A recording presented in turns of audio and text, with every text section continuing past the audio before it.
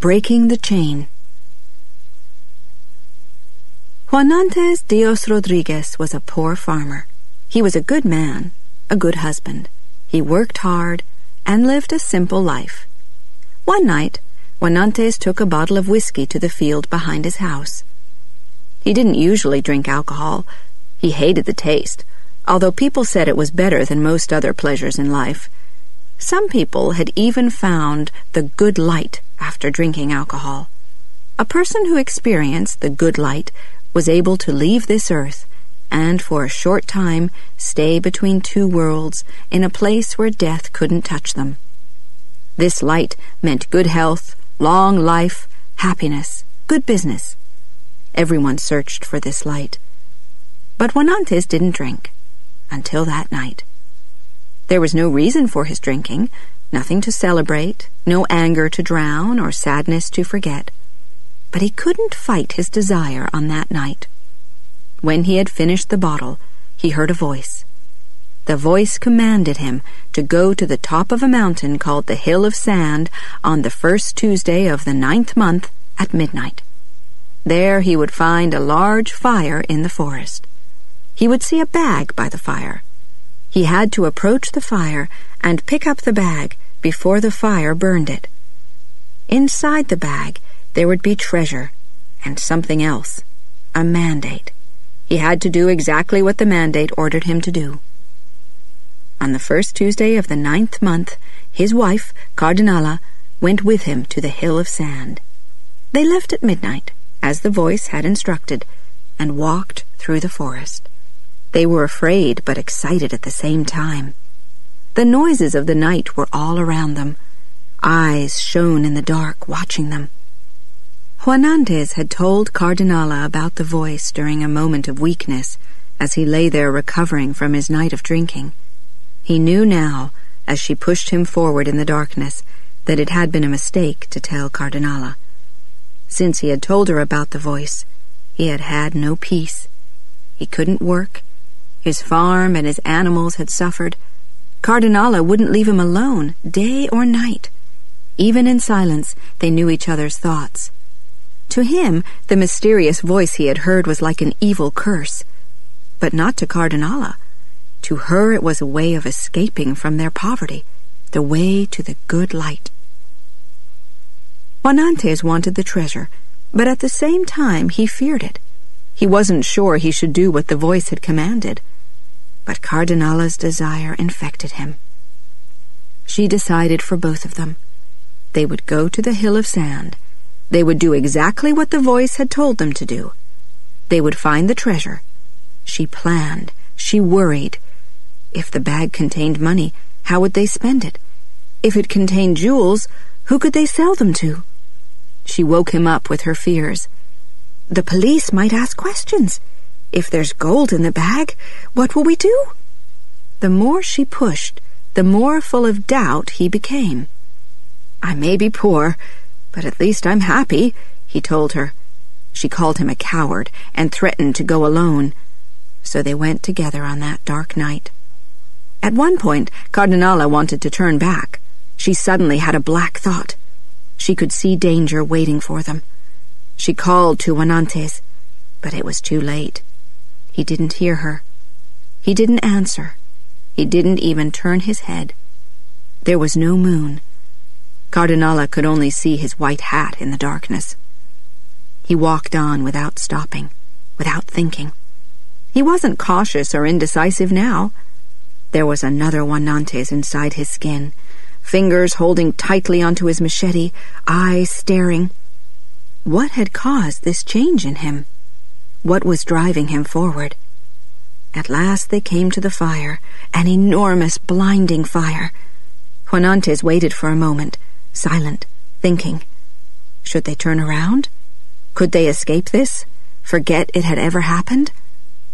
Cardinala said nothing. Then Juanantes rushed forward and saw where the voice had told him it would be, an old cloth bag. He quickly took the bag, almost burning his face in the flames, and returned to Cardinala. Suddenly ambitious again, and filled with curiosity about what was in the bag, he took Cardinala's hand and they ran from the place. They could see nothing in the darkness. They felt the outside of the bag. Bones? And something heavier, with a weight like metal. Juanantes opened it and felt inside.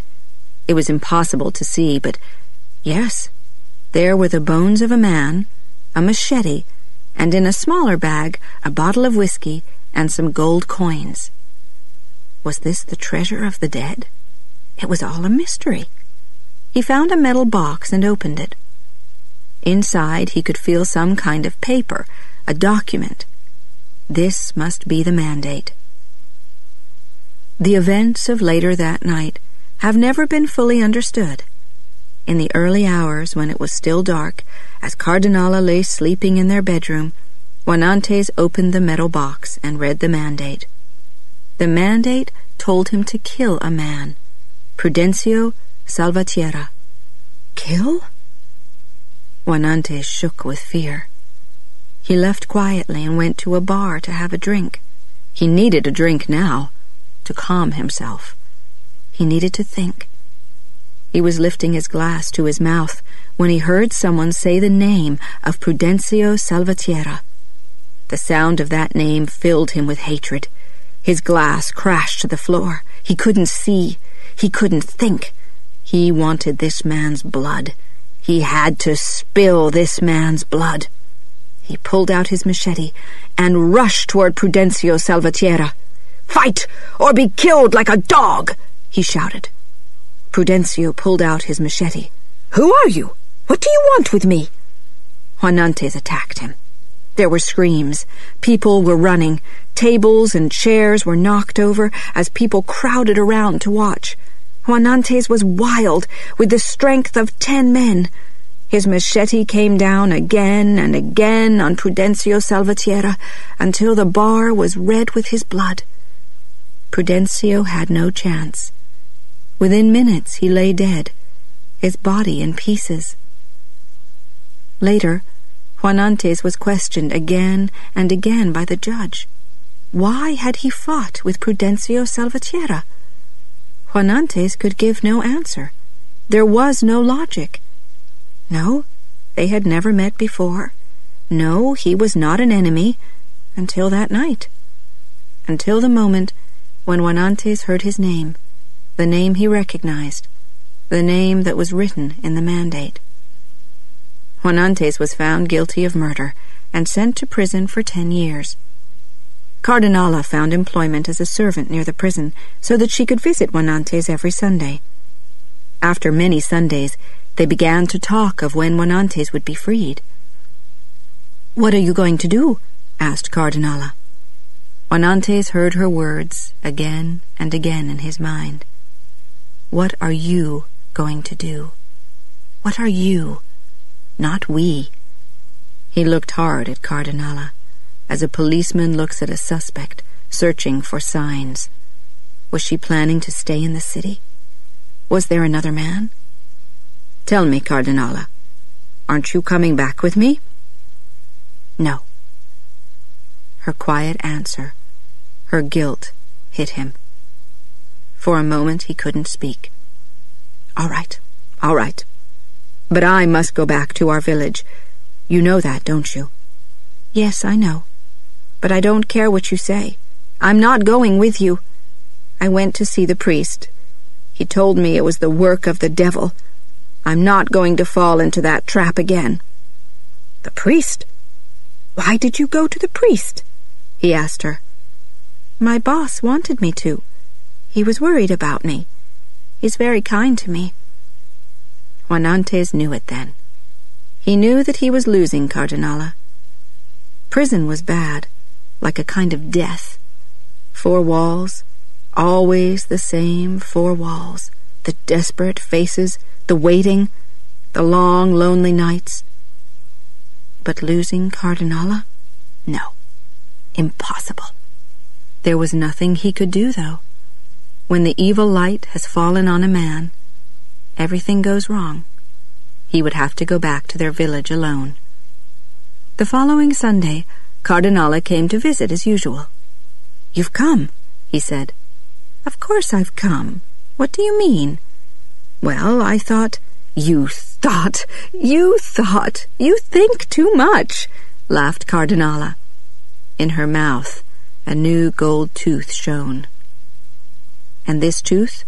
Asked Juanantes. Oh, my boss paid for it. Your boss again. And you paid him back? Of course. Stop questioning me. Juanantes asked again. Are you coming back with me? No, Juanantes. Short and sharp.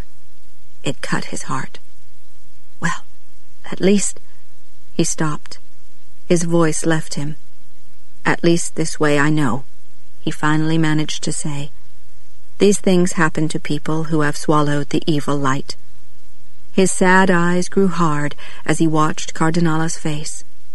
On his last day, he gathered his few remaining possessions, a few clothes, old and full of holes now, and the torn pieces of a picture of Cardinala. He had torn the picture up, put it back together, torn it up so many times, but still he saved the pieces. He went to a hotel to stay that night, and filled in the form at reception with his full name, Juanantes Dios Rodriguez. Then he left with no explanation. Why? The keys. Those large, heavy room keys reminded him of his prison cell, of hundreds of cells. He wandered around without sleeping or eating until his stomach ached with hunger. But he couldn't sit in the cafe, where people stood in line like prisoners. So he walked along the dusty road toward the mountains. He knew something still had to be done. He had killed Prudencio Salvatierra 10 long years ago. Now he had to obey the mandate's final order. He went to where he had been living with Cardinala. Nothing had changed. Everything was as it had always been. The trees, the rocks. It even seemed that the same old dog still now, after 10 years, slept in the sun. Juanantes felt full of sorrow. But he wasn't doing anything. He wasn't living.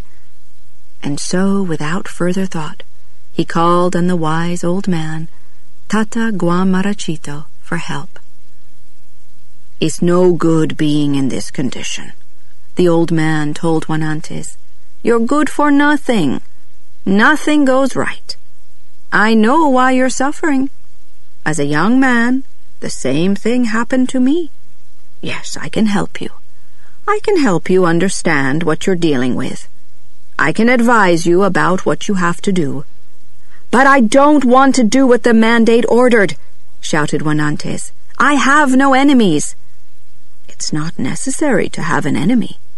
Yes, but to bury the evil light, this evil light, which by accident or pure bad luck I've fallen into, I know that I have to write a mandate, an order to kill someone. I have to put that into the metal box. But I keep telling you I have no one to kill. It's hopeless anyway. The evil light has entered my body like sand. I cough. I even cough blood. It's in me. It got into me in prison. As he was speaking, he lost control and fell coughing to the ground. But the old man was still not persuaded. How do you know it's the evil light? He asked calmly. Juanantes told him that pieces of the evil light were everywhere. He saw them clearly, dancing around him, causing him to cough, giving him night fevers. Then get away from them, was the old man's advice. But Juanantes asked again with anger now. How can I do this if I have no enemies? Calm down. I'm only trying to help. And don't blame yourself so much. You've paid your debt in prison for killing Salvatierra. You killed fairly. The two of you faced each other as men, with machetes. Salvatierra died and you lived. If you hadn't followed the mandate to kill someone, you would have been killed yourself, because it was written. But Juanantes was still unhappy. It would be better if I were dead. Don't talk like that. In my experience, it's never better to be dead than alive. What has to be done then? What must I do? You must light the fire of evil light and write your own mandate to put into the metal box by the fire. But I've told you, I can't write this mandate. Juanantes, if you let me, I'll show you a way to break the chain of death, the chain which has caught you. No, Tata. If I break the chain of death, it will only bring me more tragedy, more sorrow. The old man interrupted. The evil light that's around you is responsible for many deaths. It's time to put an end to it. I've told you that I can show you how to break this chain. Be brave. Believe in me. Write your own mandate. Use your own words. The words of Juanantes Dios Rodriguez, a man of honor. Then we'll do together what has to be done. They arranged to meet in 9 weeks, when the night would be at its blackest. On that night they waited, hidden behind some trees. They heard the sound of a horse coming, slowly, cautiously. Juanantes lit the fire. The horse and rider slowly approached the fire. The rider got down with his gun in his hand. A moment passed. There was silence. Then the rider rushed toward the fire, took the bag which Tata Guamarachito and Juanantes had left there, jumped onto his horse, and rode away into the night. "See how simple it was," said Tata Guamarachito, throwing his arm around Juanantes's shoulder. "Look at you. Already the evil light is leaving you. The sadness is lifting. But have you broken the chain of death? The bones, your machete, the same machete you used to kill Salvatierra, the bottle of whiskey, the gold, were all there in the bag. But you didn't order anyone to be killed. So what did you order instead? What did you write on that piece of paper with your signature, which you put in the metal box?" "That one thing I can't tell you. It's my secret." "But you didn't order anyone to be killed?" "No. I told you I couldn't. I have no enemies." "Then what was your order?" "I repeat, Tata, that's my secret." "All right. I respect that. Please forgive me, Tata. There's no need. Men with secrets are always interesting to me. But let me tell you, you're breaking a chain that has caused many deaths and destroyed many lives. Tata Guamarachito coughed, the heavy cough of a smoker. "I'm close to 100 years old. But when I was your age, how old are you? About 30? When I was your age, I fell into the evil light. I was ordered to kill a man, Belisario Consuegra, a man I had never met, a man I had never seen. But one day, I was at a market buying a horse, and I heard someone shouting, 'Belisario! Belisario Consuegra!' My blood turned cold. I couldn't see or hear. I took out my machete, found him, and ordered him to defend himself or be killed like an animal. He fought, but I killed him. I cut him into pieces. The smell of his blood made me crazy." "But did you bury your evil light with a mandate?" "Yes, Juanantes. There was a man, a Mexican, my enemy. My mandate was found by Placido Salgaspera, and Salgaspera killed the Mexican with his machete. Salgaspera's mandate was then found by Remigio Huertas, who killed Salgaspera's enemy, and it has continued in this way. Say that you've broken the chain, Juanantes. Tell me this." But Juanantes only sat silently watching the sunrise. He always watched the sunrise, but had never liked the morning. Now, however, freed from the evil light, it seemed to be the most beautiful dawn he could ever experience. Suddenly, he wanted Cardinala. He wanted her so badly. But he stopped these thoughts as soon as they began. Why should he want her? He knew now that Cardinala was part of the evil light which had brought him to this place. Because of her, Prudencio Salvatierra now lay cold in the ground. When the sun had fully risen, he offered Tata Guamarachito payment for his services. The old man wouldn't accept money. "I want only to know your secret, the mandate that the horseman read." But without speaking, Juanantes walked away. He was going down the mountain when he suddenly changed his mind, turned and started back toward Tata Guamarachito.